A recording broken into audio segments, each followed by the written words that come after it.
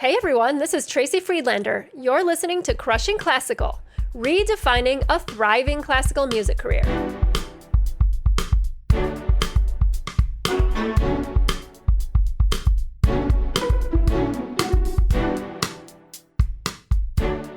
On the show today, I have percussionist and ensemble founder Brian O'Neill.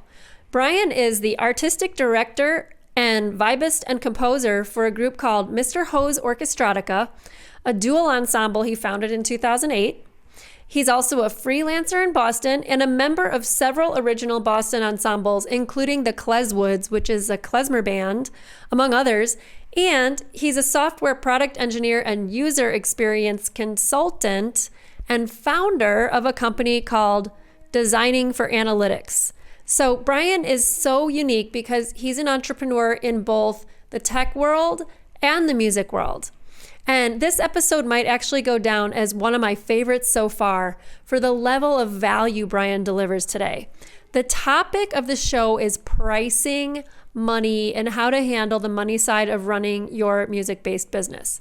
Because let's face it, whether you're teaching or finding your own gigs, no matter what the circumstances in the world, when you're doing it on your own, you are your own advocate. That means you can charge what you want. But how do you do that? So many people fear raising their prices, let alone telling people what they charge. If that's you, then you're going to love this conversation. Brian has his own way of taking the fear out of pricing so that you can make what you deserve and deliver the high-end, high-quality experience you know you provide, whether that's in the lesson studio or on the stage. And by the way, if you're starting to think differently about your business and your pricing in your teaching business, I want you to know about my free report, Get More Students, How to Turn Your Teaching Studio into a Profitable Online Business. This report will show you how you can start to think differently about your studio so you can make more money, have more time, find your ideal student, and actually build a business you love. The link to download the report is in the show notes. In addition to that, I want you to know about a really cool payment and scheduling platform you need to know about. Fons, F-O-N-S, is a company co-founded by guitarist Eric Branner, who was actually a guest on Crushing Classical recently, which streamlines the whole business and admin side of lessons. From scheduling to payments to integrating Zoom links like everyone is doing now, Fons takes care of it all. When you use Fons, scheduling becomes a breeze, students get email reminders, and they always know the Zoom link. And no more chasing after payments, everyone's least favorite part about a lesson studio. Everything comes through on one platform, and the result is a direct deposit to you.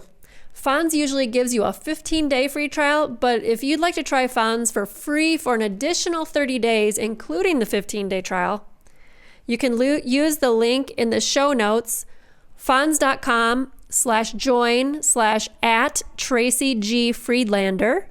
You can find that link in the show notes. Let's get started.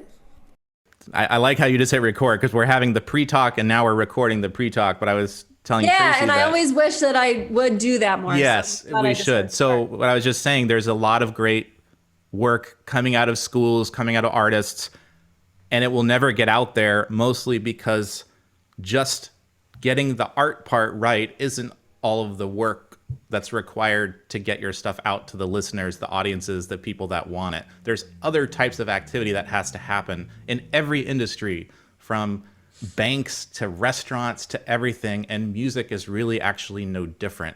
The question is, are you going to do it? Are you going to hire someone to do it? Are you going to find someone that wants to do it for you, like an agent? Well, guess what? They're not going to help you until you've proven that the market actually wants what you have. So what you have to realize is it's not enough to just be good at the craft. It's just not. And being good at the craft is table stakes for all of us. My assumption is everyone listening to your show is already a great player and a great musician. Right. Great. There's 1,000 other people just like you. Why you? Why should I pay you more? Why should I pay you anything? That's the question. So let's start there. Oh my God. Brian O'Neill is here. Brian, you reached out to me a while ago and shared with me your musical projects. And at that point, that was the world is drastically changing for musicians. So that's why I'm so excited to have you here, because we started to talk about your musical projects that you completely started on your own, sort of a cross-genre experience that highlighted certain, I would say, I don't know if they were like cult classic composers or people that like there was a huge need or desire to hear that music played in that Yeah. way. And I think that was a cool part of the story. But then as we continued our initial conversation, then we went into the business side. I found out more about your other work that you do and how it kind of ties in with pricing and marketing and all the things, because I think the money conversation, we just have to keep having it as musicians, because it's something that we're taught, like you said at the very beginning, we're only taught you got to be super good at what you do and everything else will fall into place. And then you get out of school and find out, well, not everything falls into place exactly the way you hoped. If you're just you're sitting around waiting to be chosen. So the alternative to that is I'm going to go create work for myself instead of putting my life in someone else's hands and waiting for the phone to ring. And don't get me wrong, I play union work. I'm a sideman where I'm hired to wear black, come in, play the ink on the page, and leave and take my paycheck. I love doing that kind of work. I really do. I have other aspirations with my creative projects to publish my own stuff. And I'm the one that's picking up the phone and calling the people now. It's the tables are turned.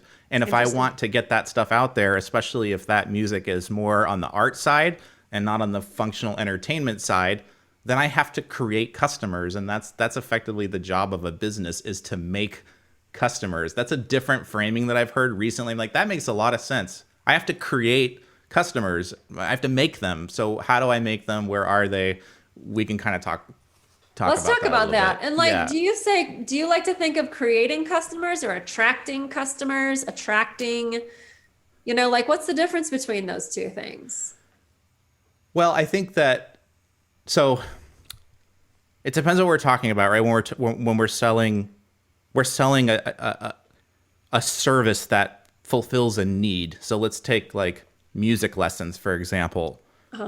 That's different to me than, say, selling a very creative art project to a performing arts presenter who they never knew they needed underwater basket juggling before with violin trio. Like they don't even know that exists.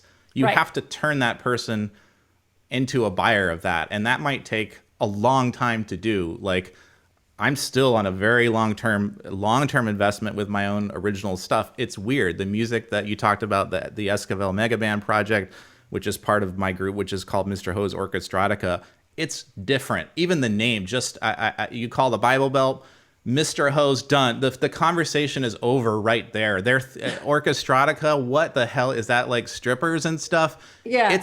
And for me, I'm like, yes, I didn't waste my time on someone who can't even get past our name. Right. They're not the right person for me, but there's someone else out there that's like, what the hell is that? Tell me more about that. Like, what is this? And so it's not everything for everyone. It's something specific for somebody that has a specific need. So when I'm approaching presenters, I'm looking for people who want to present different. They want to present new work to their audience, something that's probably not available in their community. They want to take risks with things, not because it's so. I mean, a lot of artists would probably look at my music and say, this really isn't that out compared to if you went to classical music school and there was a new music department or something. You would say my stuff's pretty in. It's not. In the touring market and stuff, there's very few of the super kind of university new music series like that. That niche is super, super small. So even the niche I'm in is bigger than that. So it's not that avant-garde necessarily, but there's a specific kind of person that cares about bringing that stuff to their audience. They don't want another Eagles tribute band. Right. They don't want another juggler. They don't want entertainment. They want to bring art to their community. But I have to bring them along because they don't know what my art is. And so it's being in touch every single year, year after year, and understanding it could be 5 to 10 years before this person is ready to make a move and say, you know what, this is the right thing. We're doing this series that features X, Y, and Z. You guys would be great. and they know my name. It's like, there's Brian again in the fall, you know. It's a slog. It takes a long time. But when we do something together, finally, the negotiation is probably going to be easier because I've shown up regularly. I've tried to be helpful to them, not be annoying, you know, and it's an easier sell because they're ready to move when they're ready to move. And so it's not, selling is not about convincing them to buy something, right? It's trying to meet them where they're at, figure out how to help them. And when they say, hey, let's get on the phone and talk about this, I'm mostly just asking questions. I'm not like trying to sell them anything. I'm just like, why do you want this? How does this fit into your programming goals? Like, tell me about what worked last season, what didn't, and why didn't it work? Like, what kinds of artists didn't work? I'll tell you right now, if it's classical and jazz music, if you wear all black, come out, play like you're kick-ass musicians, don't acknowledge the audience, walk off the stage, and don't say a word, that a lot of places are tired of this and they don't want to buy that anymore. On the flip end of that, I go to conferences and kind of see a little bit more of this hokey, you know, a woodwind quintet, and they're all like kind of goofing around because I think they're trying to overcompensate for being accessible. So I think it's like you got to find that mix. But what they're trying to do, which I think is great, is they're realizing that they need to connect with the audience in a different way. That's not just playing the music at the group, waiting for the applause, take the check, leave, go to the next show. Yeah. That is not an audience experience. That's basically just a one-way dialogue, a one-way conversation, playing at them. And so you have to figure out what's the right thing. So like, you know, storytelling is a big part of my global jazz quintet. And so a lot of times they ask, well, what does that mean? And I kind of explain, imagine a pre-concert lecture that's in the middle of the concert. So we kind of take people through the repertoire that I write and the arrangements during the concert, you know, so it's not happening before, and they have context for weird stuff that we throw at them, but now they can take it because they understand the context of it. A lot of musicians hate that. Why don't I have to explain the music and all this stuff? Well, it's not about us. Like, my players don't even really like that. They're always like, let's dial the talking back.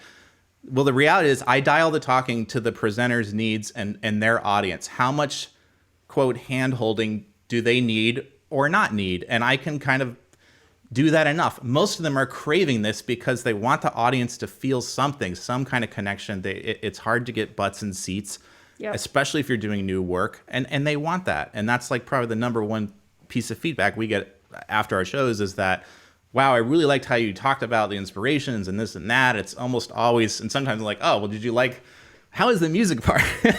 But the experience was right, you know, and so we serve them. And we know that because I ask questions. I just try to figure out, what do they need?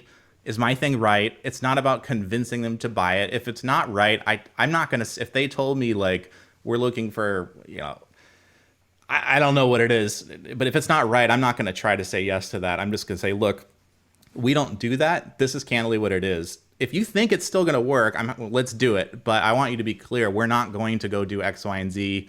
Your audience is not going to dance during our concert. If they want to dance, it's highly unlikely they're going to dance. Will you be happy if they don't get out of their seat during our concert? So, you know, you figure that out. It's not about convincing them. It's about bringing them along. And that's literally on the sales call, but also in the bigger sense of like bringing an audience along, you know, for the long term to get to know the work that you're doing, especially with creative work, right? I love what you said about the kind of the sales process, essentially, like more of an enrollment kind of thing where you're creating a relationship with a presenter over a long period of time, and you're not getting on a call to try and convince them of something, but you're building a relationship so that when they're ready, you're still in that conversational asking questions kind of mode, so that you're not just ramming something through that's not right. Like, you're always putting them first in the situation and always making sure that it's what they want and what's right for what where they're putting you, which I think is really important. Because I think a lot of times people think of sales as, they get nervous because they're like, oh, I have to convince this other person to give me money. Yeah. You know? Yeah. If they're enrolled along the way, it's not, you're leading them to a decision that's right for them. Yeah. And a lot of the selling part already happened in your website and the materials. Like for you, your podcast, the trust that you build over time, that is the sale. If you don't have any of that and you get on the phone with someone, now you got to take a year-long podcast, all your emails, all the content you put out, all this, whatever it is that you do, and try to cram it into a 15-minute call and then convince them to buy. And they're so not ready probably to make that kind of decision. So the goal is to really gently do that. You're kind of gently bringing people along so that by the time you get on the phone or you have an email conversation, they're already so far along in the process. And I've seen this happen with my other work. It takes a long time to you're planting a vegetable garden and you're waiting for the fruit to sprout, and it takes a long time. But now it's like sometimes when I talk to in my design business, by the time I get on the phone, it's one conversation. It's send them a proposal. It's how much and when do we start? It's which of the options is the right one. It's not, are we going to do business? It's which I don't know what to do. We need your help. Exactly. Help me form it. It's like, okay, well, here's 3 different ways we can work together. I walk them through that. They make a verbal decision. The check goes and we go. That's actually, it was the shortest. I mean, this last thing I sold was probably the fastest closing thing ever. There was no convincing anyone, but it takes time to get to that point.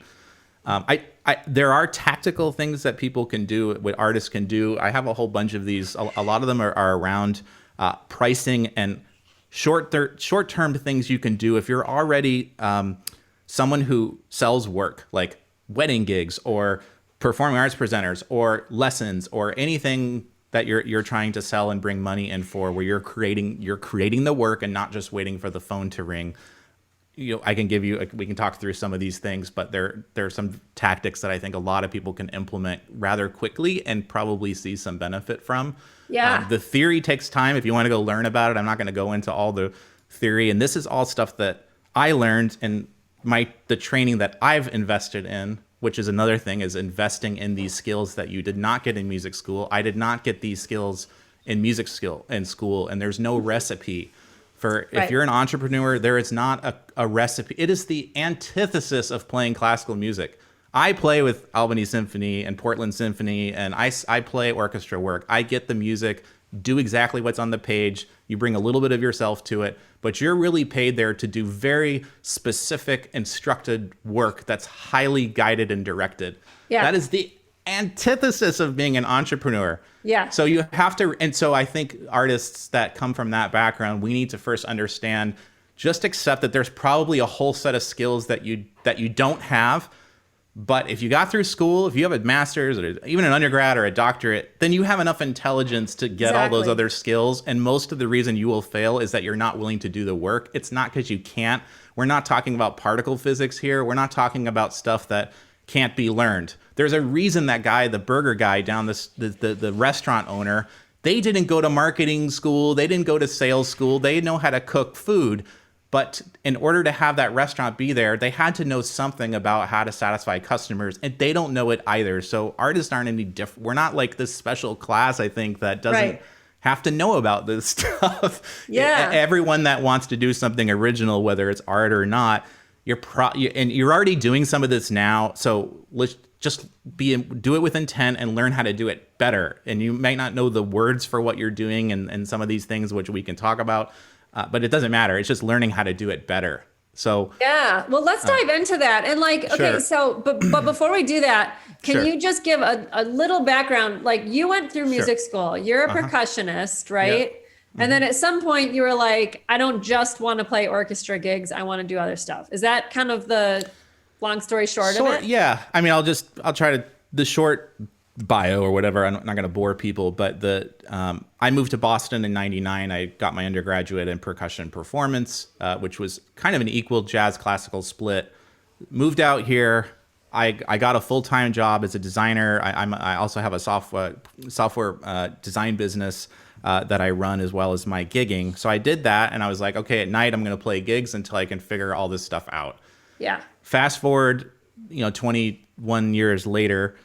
My work now is I have my self-employed design business, which I love doing. I love having another set of people to work with. I don't do this because I can't only do music. I think I'd go crazy if I was only playing music now. So for me, that's really fulfilling in a different way. That's like 1/3 of my quote business professional life. The second third of it is being a freelance musician where I do play orchestra, I do a lot of orchestra work, and I do a lot of the Broadway kind of show stuff that comes through the greater Boston area. And then I do sideman work with I have a klezmer group and, some very Irish Celtic group that I play in. So I'm kind of a sideman, right? Hired to play. Yeah. And then the third thing is running Mr. Ho's Orchestratica, which is the group that I write and arrange for. That's more of an artistic creative project. So those are kind of the three slices. And so everything I'm going to talk about today probably comes from two of those things. Everything except for the union gigs, the hired man kind of gigs where it's a fixed rate. You generally don't negotiate anything unless it's like you might negotiate a little bit on a certain kind of pickup thing. But for the most part, you're paying a fixed rate. You're playing for a fixed rate. There's no leverage. You're a commodity. Right. You are a great horn player. There's 400 other ones. Yeah. You're in, and for a lot of the people, I hate to say it, you're indecipherable except for how you look, how you act, your behavior. For the most part, there's a bunch of people that are good enough to play the gig, unless it's a highly specialized, left-handed Baroque horn, underwater, whatever. I don't know, bass horn, whatever, some obscure thing like that, right? You probably have no leverage in that. That's a very different kind of work, and that's not what I was going to talk about today at all. Right. So. Right. Okay. Well, let's dive in because I want to hear these things. These are, this is like where a lot of people are finding themselves when the waiting by the phone, getting called for a thing is somewhat less right now. And we gotta really dig into that.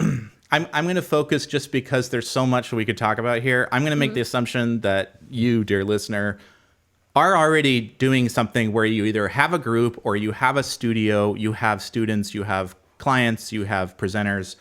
You've already done something. You're trying to do it better. If you're starting from, I am a hired sideman waiting for the phone to ring, this conversation might be useful, but it's kind of like reading chapter 3.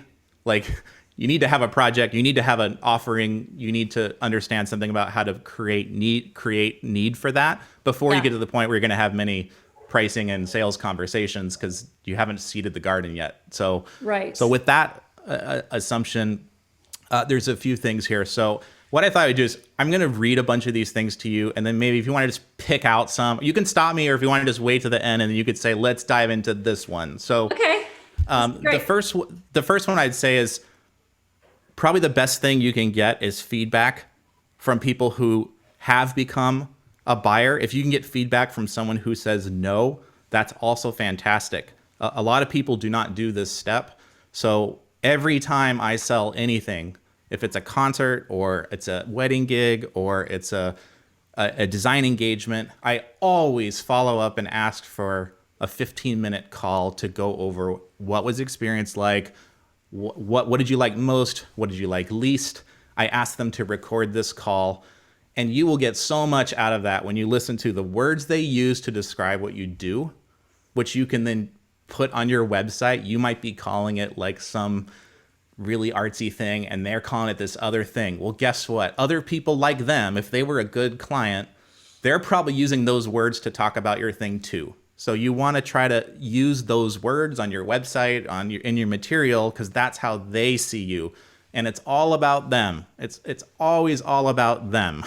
So getting this feedback, especially the negative feedback, that's where you'll grow. So there's a lot of different scripts you can follow, but if you look up like, how do I get a testimonial? Sean D'Souza has a nice script on this, but asking their favorite thing, asking their worst thing. A great question is, was there anything that made you hesitant to make a decision to move forward? Like when you decided to buy, was there anything that you were dwelling over or whatever? That's when you're going to hear, well, like it was really expensive, or, well, I really wasn't sure whether or not, you would be able to do the work, or I don't know what it is, but right there, you're going to hear something that you can then say, I need to answer that ahead of time, next time in my work, whether it's a conversation or website. Yeah. So you want to listen. That. That's like to know someone's objections is really, really important for talking to the people who have those objections, not injections. Objections. So that's one thing. Second thing here is people need to understand that money and value are highly subjective things. This is why, there's many people that will spend $80 on face cream And a lot of the dudes out there are like, I won't spend $1 on it because I don't want to spend the time to put face cream. Why does the cosmetic industry can charge so much money for these things? Because you're not selling cream. You're selling younger age. You're selling the image of beauty. You got to realize it's not what's in the package that's being sold. And the price, the $80 or whatever, that has to do with what the buyer is comparing other stuff to. So it may be that we want to be in the upper 10% of all the facial cleansers that are out there because we are a premium brand, and some people just want the best. So you have to understand, not everybody wants cheap. In fact, your pricing is actually a high indicator of the quality of your work. Pricing is a very strong signal about perceived quality of the work. And this is even more true probably with what's called like an uninformed buyer, right? Someone who's never bought that. So imagine someone who is putting on an event planner doing a 300 person wedding, and they want black tie and all of this. And there's 3 string quartets to choose from, right?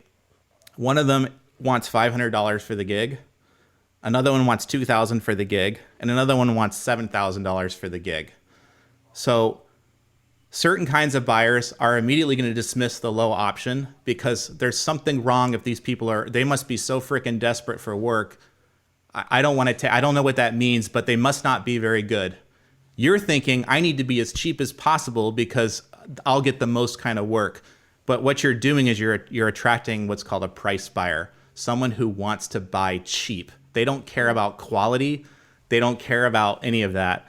The person buying the $6,000 quintet or whatever, quartet or whatever it is, if there's a meaningful difference in the presentation, whether it's the way it looks, and probably they can't tell much difference about the music, like literally they probably do not know what the difference is. But if that group looks super professional, if they have testimonials about all these people and the places that they've worked with, and it's all about playing high-end black tie weddings. And this is something I want to get very specific on, is if you specialized in playing black tie formal weddings and you're not trying to be everything to every type of wedding on the planet, you can say, well, yeah, we charge $6,000. Are those other people that all we play is black tie? We know exactly the kind of vibe you're going for. You probably want us kind of out of the way.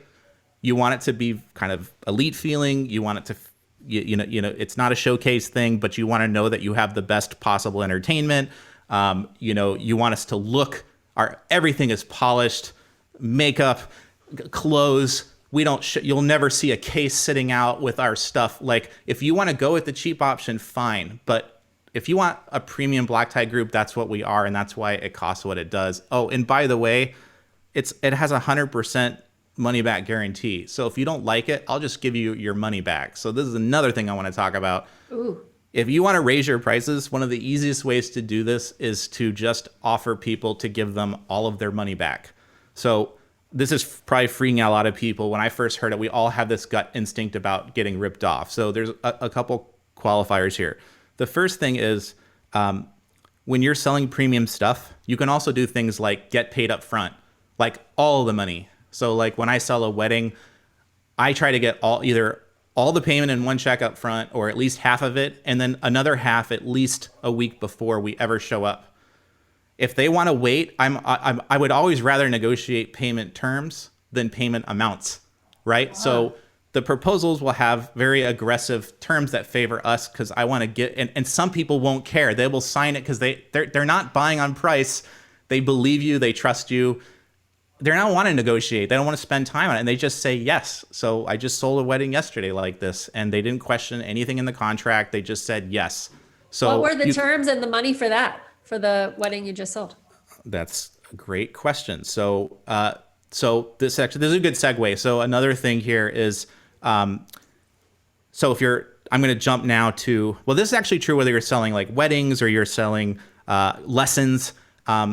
Don't give people a yes and no choice. Give people a choice of yeses. So what do I mean? It's not hire me to do this thing or don't hire me and it's this package or nothing. It's here's a menu of ways to work with me. Yeah. We can send a recording to you, a video. We can send a 3-piece group to you. We can send a 5-piece group with lighting. We can send a 7-piece group with this. It's not one thing, take it or leave it. It's here's a choice.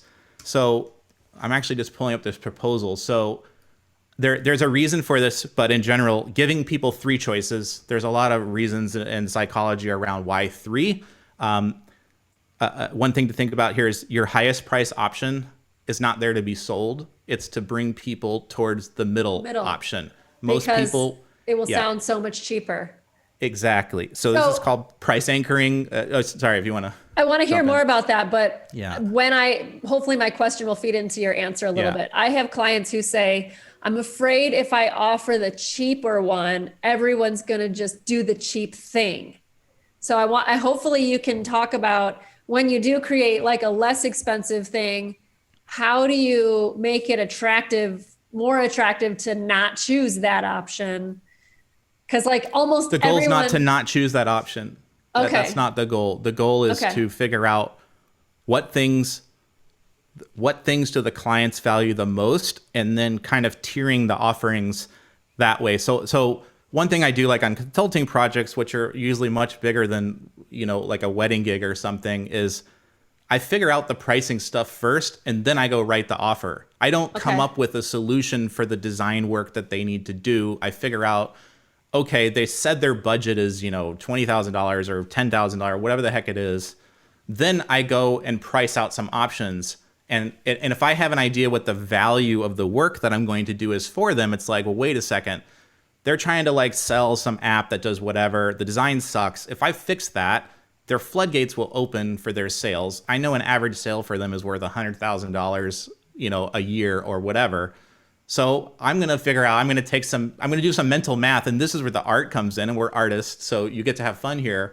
I'm going to come up with some option that's really, really high, very expensive, a middle option that's much closer to the bottom one, and then something that's at their budget. And again, that high option, sometimes you will sell that. If you're selling that more than, what I've heard, 10 to 15% of the time, it's probably priced too low. You really want to be kind of averaging out to the middle. So if everyone's buying the low priced option, it's either you're giving away too much value, or there's not enough additional value in the middle and higher priced options. So one way we do it with like Kleswoods, which is this Balkan klezmer, this great group I play in that's very decentralized. There's no real leader in it. I happen to do a lot of our sales and kind of marketing stuff. We can work as small as a duo up to a 9-piece band. It's super flexible. We have harmony players, lead players, rhythm players. There's probably 50 combinations. We've had 2 or 3 Kleswoods out at the same time on weddings because we can do that. So we often sell things based on not just the number of musicians. So to go to this wedding, there was the standard one, which was a trio playing for 3 hours. We offered to coordinate with their DJ, anything that in terms of the emceeing and all that, to be in touch with them. We provide all of our own PA stuff. We also explained to them, this is the lightest sounding formation. If you want more of a background vibe, you don't want kind of an in-your-face experience. It's not dance heavy. This is going to be more like wallpaper kind of. I don't say that, but I explained to them that it's a lighter option. The deluxe option, so that was $2,200. By the way, I think so. I want to jump back. They asked early on in the first conversation what we charge. I think I told them on average weddings are probably somewhere in the $3,000 to $6,000 range. And so shut up and wait and listen to the feedback you get right after that. They didn't say anything, which tells me that this is potentially something they want to move forward with. And I wait until what makes sense? Do you guys want me to put a proposal together? Should we have another call? If they say yes, then I already know that that's in their range. There's something called price anchoring that happens, which is the first person to throw a number out does not lose. They quote win. This is the opposite of what a lot of us have been taught. There is psychology around this, but in short, if you say, well, we don't go out for less than $8,000. Every other number that comes out now is anchored to this number of 8,000. So if they're talking about 2,000, they're thinking, wow, we are at 25%. if we really want to work with these guys, they're probably just not going to do something for $2,000 because the whole conversation, that first number carries so much weight, the first thing they hear. So you can ask the client what their budget is, or you can present your option. And so my thing is, over time, as we collect testimonials, we do more work, we have more social proof, you just keep raising our prices until we start hearing it's too expensive. So I said 3 to 6. When I put the proposal together, we had the standard option at 22, the deluxe option, which was a quintet. It's a meteor sound. We told them we can play more than traditional klezmer stuff. We have 4 albums of music that we can now do because we have enough personnel. So if you want more variety, Balkan beats and Turkish music and, you know, Jewish reggae and all of the kind of crazy stuff that we do, that's now an option. We can also stroll, so we can send people out into the audience with this configuration. So that's the medium one. And the premium option, which was called Ultimate, this was $6,400. This is a 7-piece group. We told them if you need us to go an extra hour of overtime, there's no charge for that. So if it goes from 8 to 12 instead of 8 to 11, that's fine. We're not going to stop the vibe or anything, you know, for that. We'll also arrange a custom tune for you as long as we know 3 months in advance. And we'll bring a small lighting rig in so it looks nice. And that also comes with a guarantee. And then we also negotiate the overtime rates before the gig. It's in the contract. So if they decide they want to do something, they already know how much it costs. Bring a credit card reader. If they want to buy time, it's like, it's pre-negotiated. It's expensive because this is why we wanted to find out, how long do you want us? Like, let's make sure we get it right because it's really expensive to buy overtime. Because in that moment, they're probably going to, if they know that already, you want to just take care of this because you don't want to be selling at a wedding. Someone's not there to be having a money conversation. Right. And even getting paid up front. I mean, a lot of places like, like these orchestras that like wait and pass your check out to the end of the gig. I find this super unprofessional. The check should be on the frickin' stand when you show up if you're a professional. We don't show up and run away once we get a check. Yeah. So get paid up front. You want to drive this car off the lot, you pay for it before you drive the car off the lot. It's no different. And so if you're an artist, don't be afraid to ask to be paid up front. And one of the ways we can do that is because of this guarantee that we talked about. That I told them, if you're not happy with this, there's very little terms on invoking the guarantee except A, you have to be on site and see us the entire time. B, you have to voice your concern to me and give us a chance to resolve your concern at the event. Yeah. If we still can't get it right, we will stop playing and we will just give you your money back and we will pack up and leave. So that's pretty much it. If you're not, we're only promising the stuff that's in the contract. And this didn't even come up. Guarantees can be used to help close business. I like putting them in there, and the reason I put them in there, and this was a hard sell. I had a lot of like freaked out like from the guys when I told them, that you're gonna get, most of us are gonna make $600 on this gig at least, but you have to be willing to give all your money back if we fuck it up. So here's the reality. Almost no customer or client is going to ever ask for their money back if you're charging for a premium service. Offering that guarantee says we are professionals. This is really, really good stuff that we're willing to give you all of our money back. That's how good it is. That is the signal you're sending. And it says we're willing to give you all your money back. And here's the thing, like Trey, I'm sure you felt this. If you had a pissed off client at a gig, you went to a presenter, you showed up late, the music, you screwed up, you restarted a tune or whatever. If they were really pissed off and they said, you know what, I'm really hesitant to pay you guys for this. Like, you really underserved here.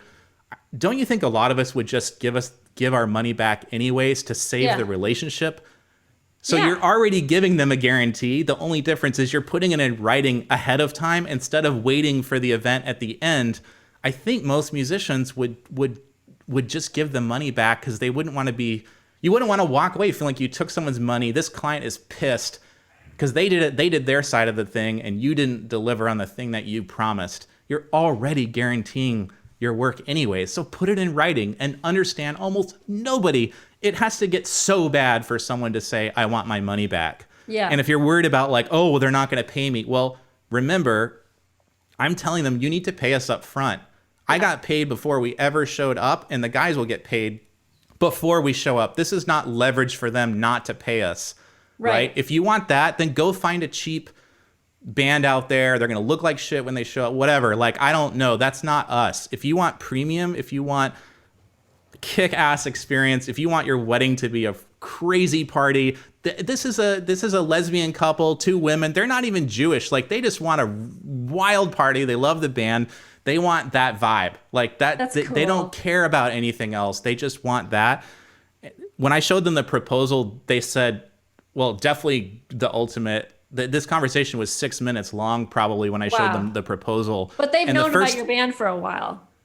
I don't even, for a while. I mean, this was probably 3 months later that we had the conversation because of COVID. Okay. They had to reschedule the wedding and get a new venue. You had to change the dates and all this kind of stuff. Right. But they were already pretty stoked on the group's music. This isn't always the case that's happened. Right. I hadn't met them or talked to them before, but the closing conversation was that fast. And here's the deal for your listeners. So a lot of people might say, oh, well, $6,400 is really good for a wedding at 7 pieces. I undersold this wedding. I did not do one of the other tenets of pricing is pricing the client and not the work. So this is more for custom kinds of work that you do. And the idea here is don't think it's not like an iPhone, which is it's $399 or $699 every time you walk into the store. It's pretty much always the same price. Custom price stuff is different. And this is where you're pricing something like, redesigning your home. I'm going to come in and do interior decoration for your home. This is very much a custom kind of priced thing. If you're doing that right, you're not just pricing your time and all this, you're pricing the client. You're figuring out what they care about. You're trying to understand financially where they're at, and you're pricing them, right? You're figuring out what works for them. In this case, I never ask them what their budget was. I just anchored high because the reality is I'm very happy selling a $6,500 wedding, and my guys are happy with that too. So everybody won. I'm happy to play that gig for that fee, and so is everyone else. But I learned from the conversation, because out of her mouth came this, wow, you should see the prices the New York bands were charging. Like, and she kind of said it under her breath, but it was just like, we're going to get the 7-piece version of you guys for $6,400. Like, sign me up. Like, done. Right. We're ready to go with that.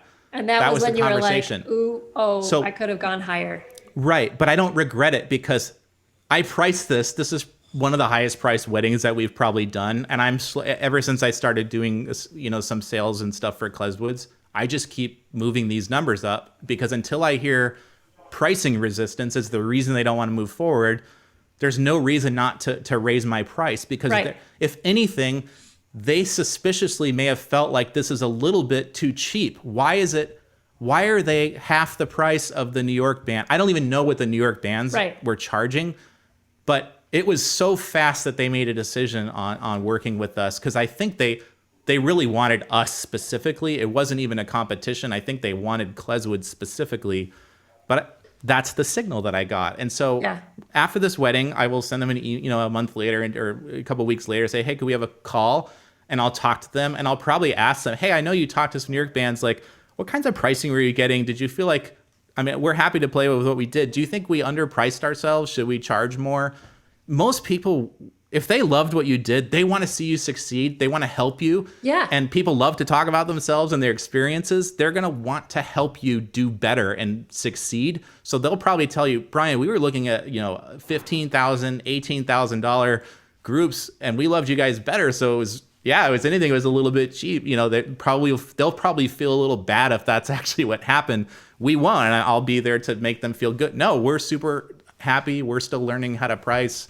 We're always getting better at this. This is not a right or wrong thing. This is a continuum of learning that happens. And for other clients, do you get the testimonial like right then and there, like on that call, or do you try to get it sooner?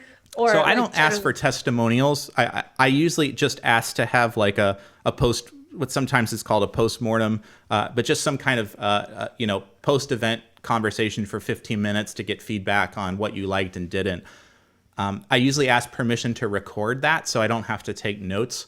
Uh-huh. The reason I also do that, though, is I want to be able to go back. And when they say stuff like, this was off the charts, like we had people, like my uncle hates music. He is dancing. I've never seen my uncle dance at a wedding before. Bang. Right there. That's the testimonial that goes up from, Alex and on your Sarah. Website. Yeah. Yes.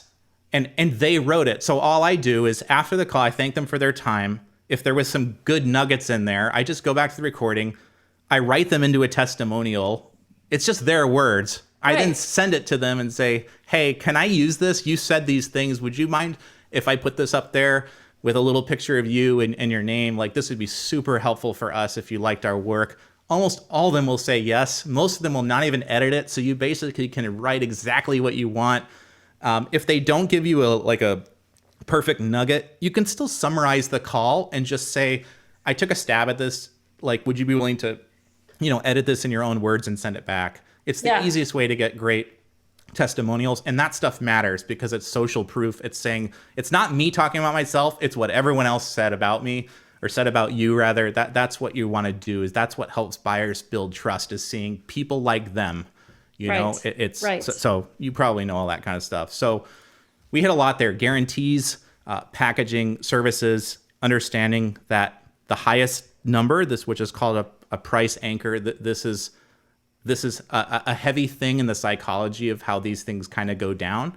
So you can ask people their budget, but understand that could be lower or higher, and that there is an anchoring effect. So I'm kind of at the stage now with my work where it's like, if I'm getting paid what I think is right, I don't care if I lost a few $1,000s on this, because the band is happy, I'm happy, we love to play, we got paid what we wanted, and I learned something that we can probably go a little bit higher. I'm not like, I undersold this and like already it was a stretch. It's like, this was already an A plus for me, and I had no idea that there was more to go. Right. So it's okay to have some confidence there. So those, we kind of hit a whole bunch of the things actually. Those were so great. Those were so great. And what I'd like you to do is sort of kind of, if we could kind of switch it to the context of teaching lessons or doing some other kind of teaching scenario, because a lot of people are doing that right now, and they're looking to expand their offerings in studios. Sure. Here's a great way to go make a bunch more. Here's an easy way to go make more money. Everyone's going to start doing this now, but that's fine. So my wife runs a flute studio here in Boston called Boston Flute Lessons.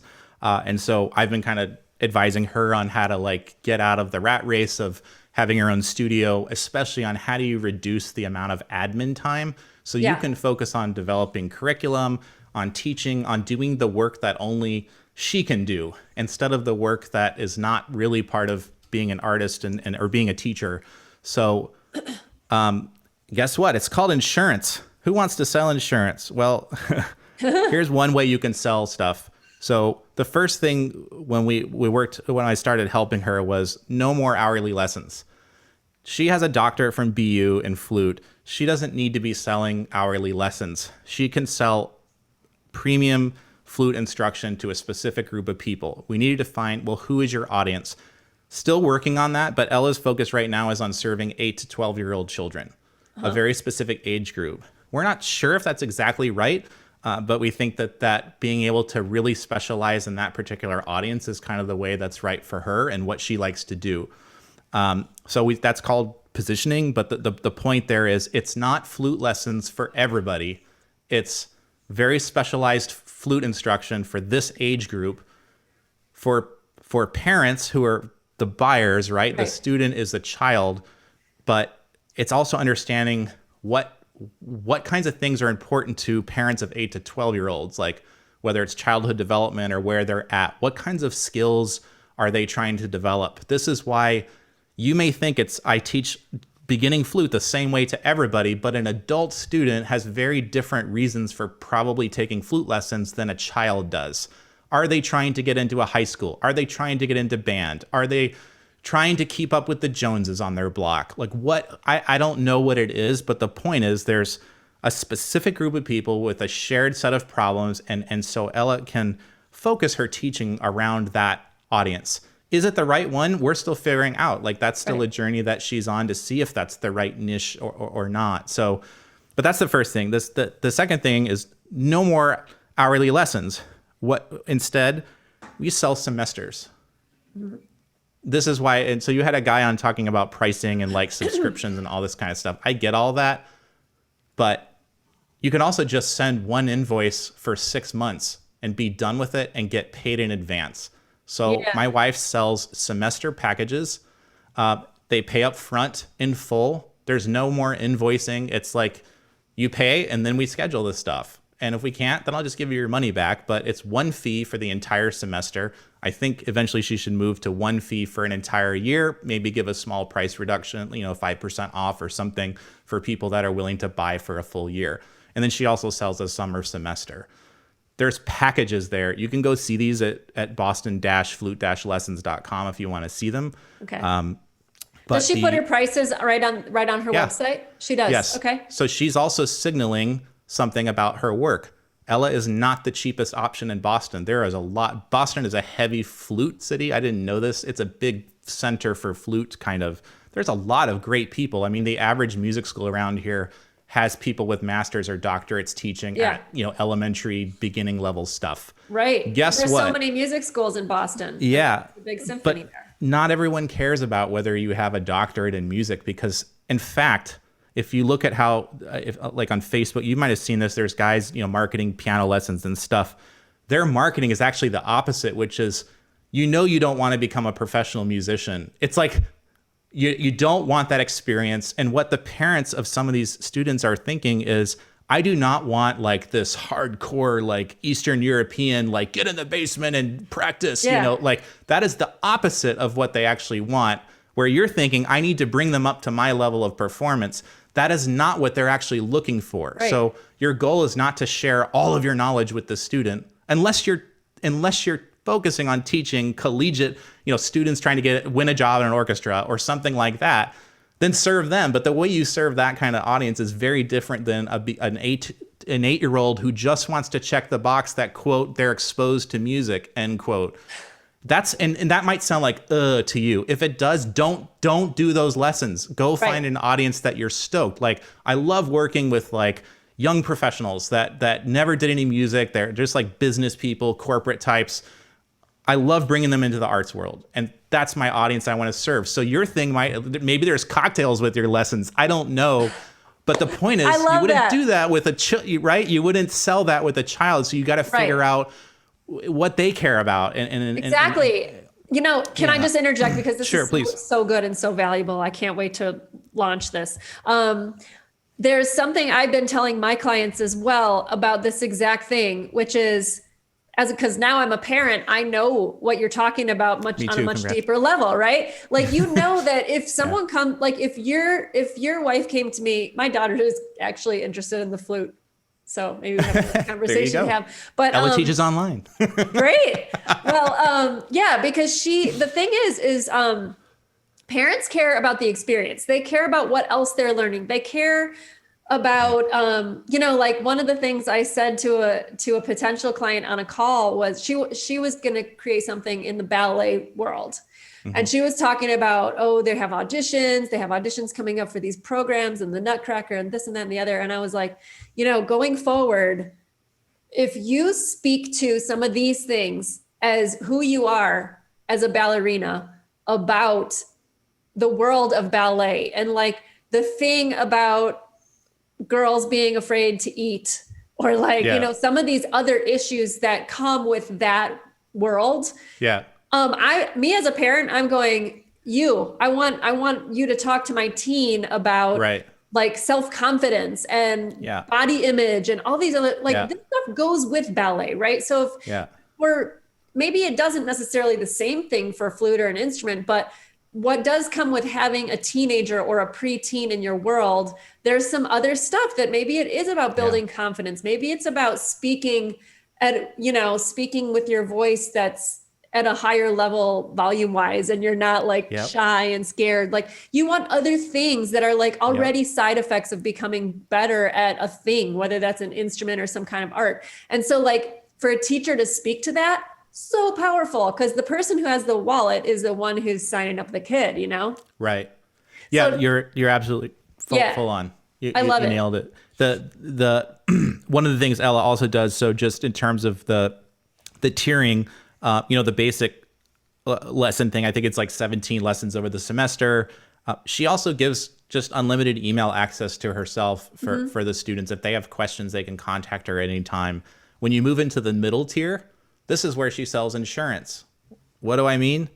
If you want to reschedule your lessons, then you can reschedule up to 4 of them at any time. If you want to just bail out 5 minutes before the lesson, no problem. You can reschedule 4 of those in advance. If you want a budget option, there's no rescheduling in the lower tier, but that's why it costs less. So you need to show up on time. And some parents value flexibility because the kid's in theater, in soccer, in baseball, and speaks 4 languages. And I mean, talk about Boston, like the overachiever capital of like the United States. These kids are crazy. I mean, there's a lot of highly educated parents. The kids are very, very involved in a lot of different kinds of things. And their time is worth a lot. So they will pay for that flexibility to be able to reschedule as needed. So you have the budget option. If they're price conscious, you can sell that. And so some LS students buy the middle option. Rarely do they reschedule because when you're charging premium rates, and this is a serious thing, and it's a $30 lesson. If we don't show up, like Joe won't care, right? Well, yeah. That's part of the reason why they don't show up, because it doesn't hurt very much not to show up and blow you off. And you're charging so little, you're obviously not a professional. But when that lesson costs, $200, they're going to show up early and they're going to be there the whole time and they're going to be engaged because mommy and daddy are paying a lot of money for this. Right. And so that's what that is. And then I think her high tier, it used to be going, I'll drive anywhere within greater Boston area. You can come to my house. You can do it by Zoom.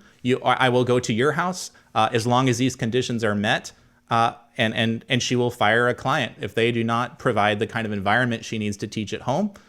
She'll just not serve them. So if you want a very white glove thing, and what are you doing there? Most of the time, I know there's mixed things about going and teaching in somebody's home, but again, what some parents value is their time. The time to drive 40 minutes to Cambridge, where we live, from say Newton or Waban. That might be a showstopper because it's too much time. These people are running businesses or they have very high-end jobs. They cannot afford the time. We would rather pay you 4 times the amount to bring the studio, or whatever the cost is. I don't even know. It's probably 2 or 3 times whatever the bottom rate is. I don't know what her current pricing is. It's not really there to be sold though there, right? It's a very white glove service for someone. They can reschedule, I think, as many lessons as they want, or there's some, extension to the insurance part there as well. But that is your premium service, right? Wow. So there's other stuff you can do with packaging theory lessons with it if you want.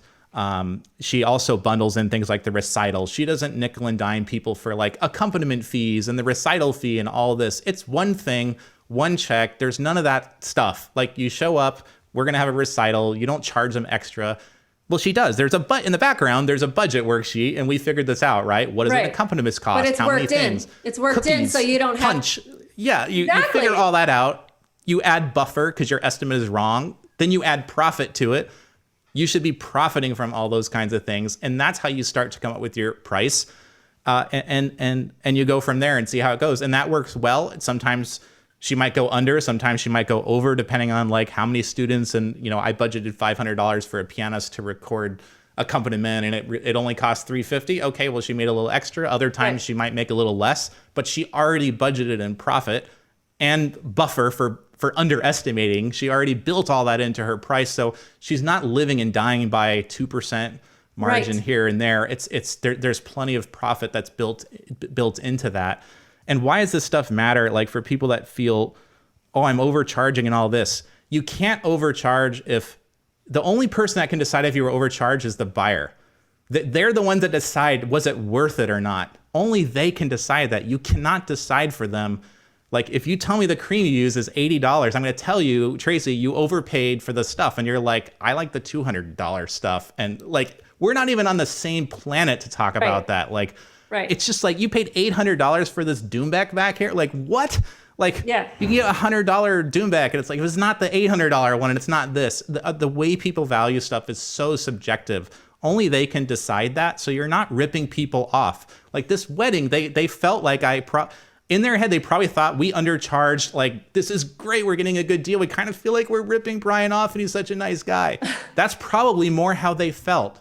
Yeah. Right. So this stuff is very emotional, and until you practice and start doing this stuff, you're not going to know. But this is why getting the feedback afterwards, kind of feeling things out, listening for language. If a lot of people are saying it's too expensive or whatever, what are you comparing? What other options are you looking at? That's a great thing, is to kind of understand what else. And if it's just not right on price, help them go find another option. Send them a competitor, send them your friend that's just getting started, send them to a music school and say, well, here's the difference. If you go to a school, you're going to get whatever teacher is available, and they're not going to let you reschedule any lessons, and you will have the benefit of like a group environment and all there's other things that come with that. My studio is very specific to this. We do this for parents like this. You probably listen to Seth Godin. People like us do things like this. Right. And so we're for the ones that want the best option for 8 to 12-year-old kids that are not trying to become professional flutists, but they're trying to personally develop, their attention span, their discipline, their presentation skills. They're getting in front of an audience, being part of the recital. Going through the process is almost more important than how good the flute playing is. Yeah. And Ella actually just started doing like feedback calls with just like Calendly, like once, she said, here's my link to the parents, 15 minutes. If you want to just do a quick like check-in on your student, I'll just give you a quick little thing. She got great feedback. And just yesterday, she's like, this kid came in the next day after this parent-teacher talk. Unbelievable change. Whatever the parent did, like there was a huge change in this student when they came into the lesson. Wow. Probably because the parent figured something out about how to talk to the kid about practicing or whatever it was. Yeah. But the point was, she cares. And when you're charging enough, you can now afford to go spend time like doing 15-minute calls, and you're doing what's called funding the mission. So for the musicians that maybe find like a lot of stuff that I'm talking about is gross, or like you're just trying to make a bunch of money, here's the way I see it. I want to create, like with the Orchestratica, I have all these projects and things in my head. I need to fund that mission somehow. And we have a fan list, and they want more records, and they want literally LPs. They want high-end produced LPs with beautiful artwork. They want really expensive stuff that costs a lot of money to make. I need to fund that mission somehow. And so I have to sell some stuff in order to fund the mission and to keep doing that. You should should do the Esperanza Spalding model of like pre-selling the albums. You're only going to sell this many. Live stream the recording process. And when it's done, and all the records are gone. Like, I hope she does that again. I was an idiot for not buying a record when she did that. Yeah. And she sold 7,777 copies. Yeah. Yeah. And they all sold out. And so what's the thing there, right? We can have a whole nother discussion about selling music, right? And a lot of musicians are still like, we should get funded for the CD we made, right? Yeah. The experience is what people want to have. The music is, unfortunately, the physical copy of the album is basically a commodity these days. We all know this. You can get the entire menu for $10 a month on Spotify. Yeah. What you can't do is get behind that experience of watching Esperanza record it. Exactly. You can be one of the people that cares about the exclusivity. And for me, it's weird. You have to go to this thing where it's like, I would care less if I had a copy of my record. Like I kind of hate listening to I don't know about you. I hate listening to my recordings. They're all unchecked in iTunes. I don't ever want to hear them come on my stuff. But that's not how my fans think about it. Right. They love this stuff. And so I always have their interest. It's always empathy. It's always about serving them. It's not about me. I get to serve me in the writing, right? In the composing, the playing the gigs, who plays in my ensemble. That's all the self-serving part that's great as the artist. But in terms of what's sold to them, I try to think about experience, like what's the right thing. And it's no longer just about selling the recording. It's being part of that tribe, the Esperanza selling that tribe, the inside circle, not on the outside. Some people don't care. But some people do. But it takes time. That's the power of building that audience of true fans, which is what I'm always talking about. Like when you have people who are like, I want that record, the one that's going to run out, the one that I knew I should buy in advance and all of that. Yeah. That's where it's at. I want to go just backwards, just 1 second, because everything you were explaining about your wife's flute studio, I have one question about that, which is, did she transition a studio in an old model to this new model? And what was that like? Because there's going to be a lot of people going, well, shoot, Brian, I already charge really low. I'm trying to get out of this rat race that I've put myself in, and I want to move to that direction, but I'm afraid, like a lot of people are afraid that all their students will say, no, that's not what I want. So like, how did she navigate changing to the new style? And like, did she have those fears? And I'd love you to speak to that. Absolutely had those fears.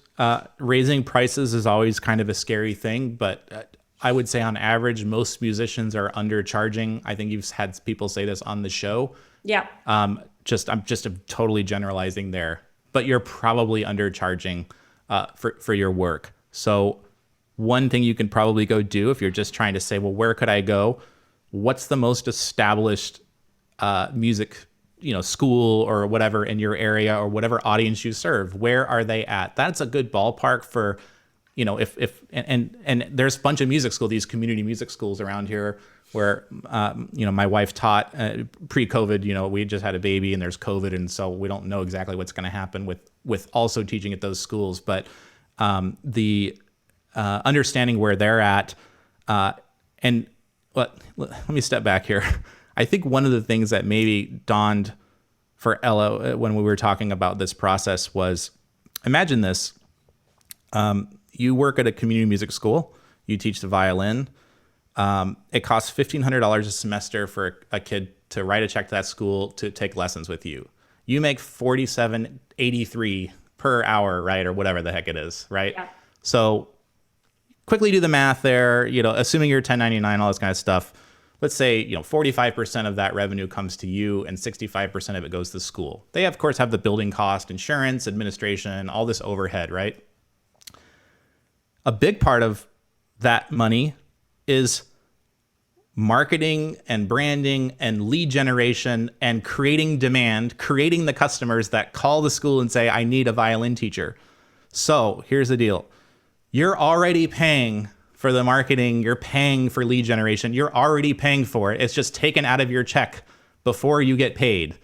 So the alternative is, if you don't mind doing that work yourself, you can charge a lot more and pay yourself to do the work. And so, but the thing is, not everyone is cut out for this. And I'll say this too, there is nothing wrong with getting a quote job, getting a salaried job and doing that. That's totally fine. It's a lifestyle choice to go and be an entrepreneur, to run your own thing. I think we don't have enough of these people, and artists, I think, can be really great at this because there's a risk taking. If you're already in music, you're already taking a risk. So this is just another level of risk, but there's unlimited upside, and you can design your business around your lifestyle, like how much you want to teach. And maybe you keep raising your prices because, you know what, I only want to teach 15 students, never anymore. I just want to have time to play gigs and be with my family.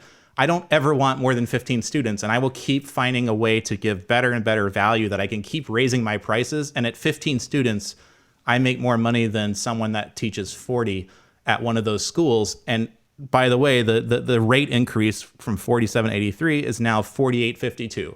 So you got your 60-cent rate increase, which is what these schools do, right? They bump it up 2% or whatever to try to do right. But look, they're running a business. Their goal is to get the best teachers in for the cheapest price to keep their margins as big as possible because they have a lot of marketing cost.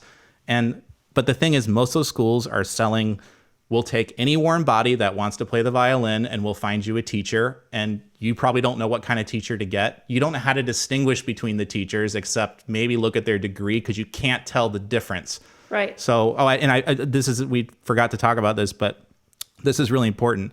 If you are indistinguishable from everybody else, if you are just, I'm a violin teacher, I teach violin to anyone that has a pulse, well, guess what? There's 1,000 other people like you. And if they can't tell the difference, they're going to buy on price because there's no other way to distinguish why you and not somebody else. And geography, like maybe you win a few on geography or whatever. The better way is to find a specific audience of violin students that need a specific thing that you're good at. Maybe it's like, I teach, bilingual students, or I only teach, Chinese American students. I offer lessons in Mandarin and I teach the Chinese style as well as the American style. And if you want that, our traditions in that, then come with me. If you don't care, then go somewhere else. But that's why it costs twice as much as I'm teaching the Mandarin school or whatever the heck it is, right? Suzuki, there's another idea, right? If you want plain and you don't care, fine. If you even know what Suzuki is and you care, you can probably charge more for that, especially if you're the only one teaching that methodology. So don't be indistinguishable from everybody else. And the service might feel the same, but if the audience just might be different, the way you deliver it, as we talked about, like the hip, young professional versus the, adults versus an 8-year-old, right? Cocktails versus like cookies and punch. And what are you selling with this? What's it about? Like, I don't need courage if I'm a young professional. I don't need courage. I already have that. I go to work every day. I just want to look cool to my friends on social media, whatever. You know what I'm saying? Right. So don't be indistinguishable. Find a niche. And the internet has made this so easy. Everyone's teaching online now, which is great. Find a niche. And it's, if anything now, it's even easier because people are getting used to teaching online. I think, if I was Elle, I don't know what her plans is. I would keep offering online or in person. And maybe that's a package option. Like if you want to choose every week, you just want to choose at random, then you have to buy the middle tier. And, you can choose online at the last minute. You can just say, we're not coming in today. There's too much snow. We'll just do online. Great. The young option, you got to show up. If you don't show up, you miss it. You're out. Right. Right. So there's another form of flexibility. You're selling flexibility. Right. So, but the bigger point on that is that you can serve like this giant community of people in this tiny little crack. And it's okay to specialize in that thing and really serve that audience. And most of you will know this. It's just like, you can go to Sam Ash and buy a box of reeds, or you can go to like the saxophone guy that works out of his basement that all the hip sax players go to, and he makes custom reeds and whatever. Do you want that kind, or do you want the Sam Ash kind? Like musicians already do this. We gravitate towards that horn, that sound, that brand, that is my hang. That's where I go. Your buyers are the same way, but if you don't give them anything, if you're just totally indistinguishable, price. That's all they're going to compare you on is price, because they don't know what the difference is. And your performance history is not the thing. I can almost guarantee you, your bio is not the way to distinguish yourself if you're selling lessons. They don't care where you performed. I'm so glad you brought that up. What awards you won, like it just doesn't matter, They might glance at it like briefly, like, okay, well, she looks like she has a bunch of degrees, and I don't know if that is BU a good school for music. They have no freaking idea if that's a good school or what that means. Like, right. They don't care. But when you show like 10 kids on a video, like in a Zoom recital, and the parents are clapping and they're all like raising their hands and they look fun, and you're a parent and you're like, I want my kid there. Like, look at these kids. Look how brave they are and all that. Like, they're not looking at her bio, Right. Because it's about them. It's not about you. So, yes, that's what it always comes down to. But putting it in this point of view is so awesome. And like, I'm glad you brought up like bio and title and stuff, because like, especially you in Boston, there's people who are in the Boston Symphony, but maybe those people are for the people who want to be orchestra players. And if you're very clear about who your niche is, who you serve, and what you do for those students, and plus the insurance and the flexibility and stuff, now you're speaking to the person with the wallet who really is making the decision, and what do they care about. So that is so valuable and so important to hear. Yeah. I mean, if you're serving, you might think it's weird that you could charge more than, someone won the BSO. Well, they're going to have the highest rates for private lessons. Nope. Like, you could definitely, if you're selling to like a very highly educated market where they're going to $30,000 a year kindergarten, like private elementary school, price is just probably, unless it's so far out, that is just probably not the thing that they're thinking about. They just want to know, is this the best? I don't want to spend time shopping for a flute teacher. I just want to, wow, there's someone that only does 8-year-olds, like everyone else doesn't. I don't know, but the price is right. Like, this is just a no-brainer, done, if that's what they're looking for. And it might come out to, hundreds of dollars per hour if you want to do it by hour, whatever the way you like to think of it. If you like to think of it back to your rate, no one really cares about how much time it takes to deliver your stuff. That's a whole nother conversation we could have. They just care about value to them, not the inputs. It's all about the outcomes, not the inputs that went into it.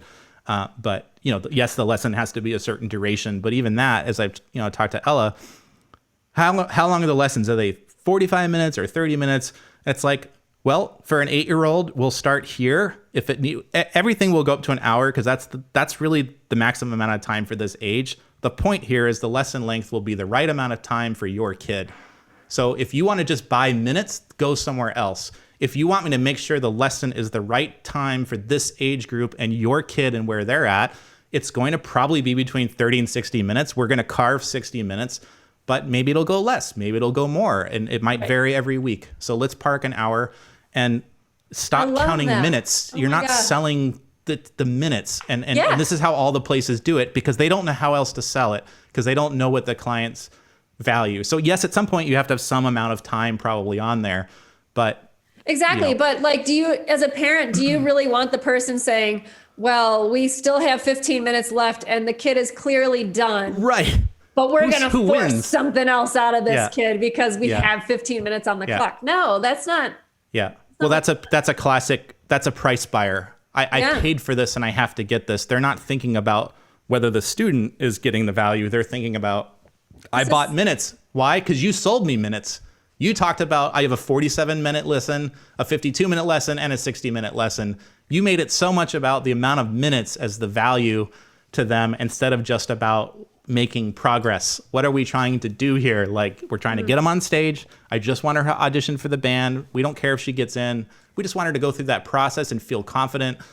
Can you help us do that next semester? Yep, I can. Like, I love that. Because that's what the parent cares about probably more than was it 48 minutes or not? Like, right, exactly. And it's so much like, this is so much about what I talk about with my clients, but about being the authority, about that, what's best for the student, because you're the expert, right? And then portraying that and conveying that through communication with the parent, like seeing what they need, but also letting them see that you're the expert in that scenario. So you can guide them into that, knowing that you're not paying for every minute of my time. And that, I love this point of view too, because I think so many people think that this is a money exchange. It's about money. It's about them buying my time. And that's all it's about. So this has been just so valuable to reframe what value is, reframe what the person wants who's buying from you.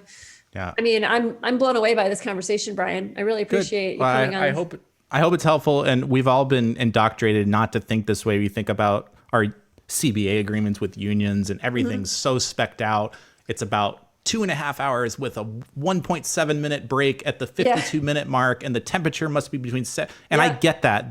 There are important reasons for that. Most of that is because you're negotiating from a position of weakness, and people take advantage of stuff. So you put all this defensive stuff into your thing. Defensive, exactly. When you're an independent business, you can carve your own rules and say, you know what, I'm not right for you. Go over there, call my friend Jennifer or whatever, Ronald, and that he does more, time-based lessons. He's less expensive than I am. That might be a better fit for you. That's not how we do things here. So, and then you get to be more selective. You get to be selective on the kind of client you have. Yeah.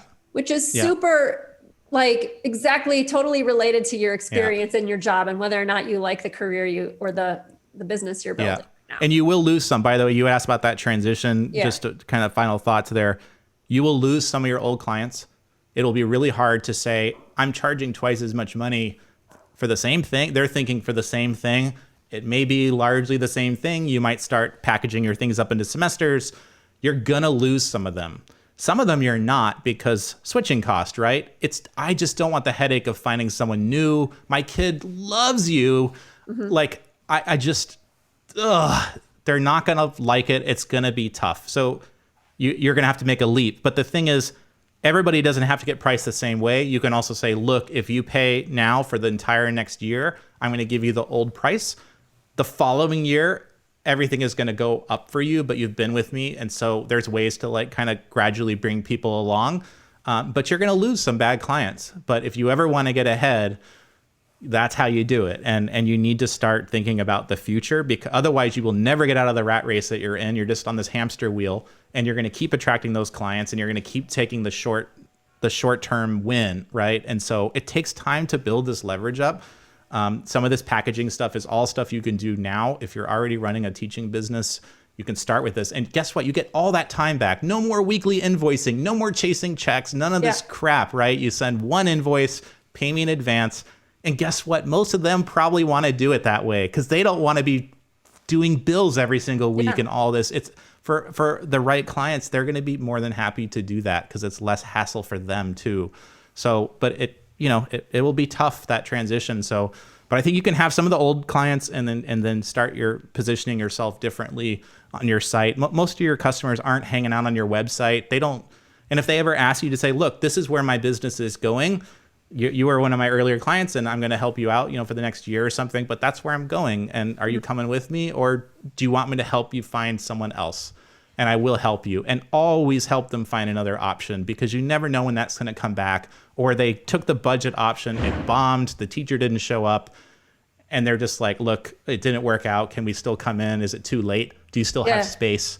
And they might come back because you were genuine in your help. You didn't send them to a bad person. You sent them to a good person, and they will value that recommendation, and so will that person. Everyone wins, right? Karma comes to you, they get what they want, and you just sent work to a colleague who needs it. So, it's not for everyone, but keep pushing if you're an artist and, entrepreneur. It's tough times, but like, people are ready. I just heard this on a call yesterday from, it was Napama, which I recommend if you're if you run in the performing arts market and you're an independent artist, join napama.org. But they've been having some great webinar. Napama is basically an association for agents and artists, kind of like a little union almost, to help each other out with things around booking and programming. But they've been having these reverse dating where the presenters come on and they give 15 minutes about, here's my venues, here's the number of seats, here's what I program, here's when I program. I like phone, I hate email, don't call me, whatever. And they kind of give all this out. And at least two of them were just like, we have like 50% of our people are ready to come back as soon as the vaccine is out. Our audiences are craving to come back. So my point is, plant your seeds now, because when this vaccine comes out and it gets penetration, I think there's just a lot of pent-up tension to get back out and see art and see music and be with other people, the live music experience. Now's the time. So like, plant your seeds, especially if you're in that performance space. I think it's going to be really good coming out of this. It's been a tough year for me. Like, I'm burnt out. 2020 sucks for a lot of people, but I really do think it's going to be good.